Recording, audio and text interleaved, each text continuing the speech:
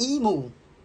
The emu is the second largest bird in the world after the ostrich birds. It has strong legs and can run very fast.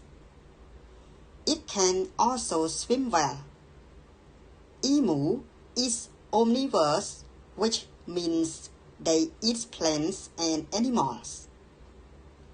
It likes to eat things like insects, lizards, flowers, nuts, and seeds. It swallows small stones to help them fall grind up its food.